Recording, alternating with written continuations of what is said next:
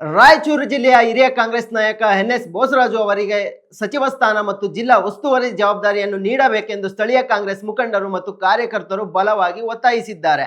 ಈ ಹಿನ್ನೆಲೆಯಲ್ಲಿ ಮಾನ್ವಿ ಪಟ್ಟಣದ ಪ್ರವಾಸಿ ಮಂದಿರದಲ್ಲಿ ಸುದ್ದಿಗೋಷ್ಠಿ ನಡೆಸಿದ ಕಾಂಗ್ರೆಸ್ ಮುಖಂಡರು ಶಿವರಾಜು ವಕೀಲರು ಬೋಸರಾಜು ಅವರ ನೇತೃತ್ವದಿಂದಾಗಿಯೇ ಜಿಲ್ಲೆಯಲ್ಲಿ ಕಾಂಗ್ರೆಸ್ ಶಾಸಕರು ಗೆದ್ದು ಬಂದಿದ್ದಾರೆ. ಅವರಿಗೆ ಸಚಿವ ಸ್ಥಾನ ಸಿಗದಿದ್ದರೆ ಪಕ್ಷಕ್ಕೆ ದೊಡ್ಡ ಹೊಡೆತ ಬೀಳಲಿದೆ ಎಂದು ಎಚ್ಚರಿಸಿದ್ದಾರೆ.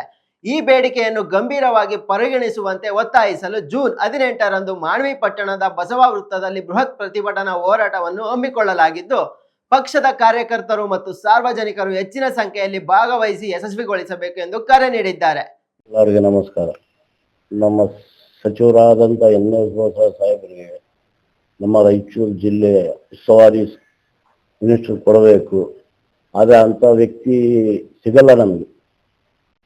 ಇಡೀ ಡಿಸ್ಟಿಕ್ ಸಿದ್ದರಾಮಯ್ಯ ಸಾಹೇಬರು ಹೆಂಗೆ ಕರ್ನಾಟಕ ಸ್ಟೇಟ್ ಇದಾರ, ನಮ್ಮ ರಾಯಚೂರು ಜಿಲ್ಲೆಕ್ಕೆ ಆ ರೀತಿ ನಮ್ಮ ಎನ್.ಎಸ್. ಬೋಸರಾಜ್ ಸಾಹೇಬರು ಇದಾರ. ಆಮೇಲೆ ಮತ್ತೆ ತೆಲಂಗಾಣ, ಆಂಧ್ರ ಎಲ್ಲ ಕಡೆಗೆ ಅವ್ರ ಉಸ್ತುವಾರಿ ನಡೀತದ. ಅಂತ ಒಳ್ಳೆ ವ್ಯಕ್ತಿಗೆ ನಮ್ಮ ರಾಯಚೂರು ಜಿಲ್ಲೆಯಲ್ಲಿ ಉಸ್ತುವಾರಿ ಕೊಡಬೇಕು.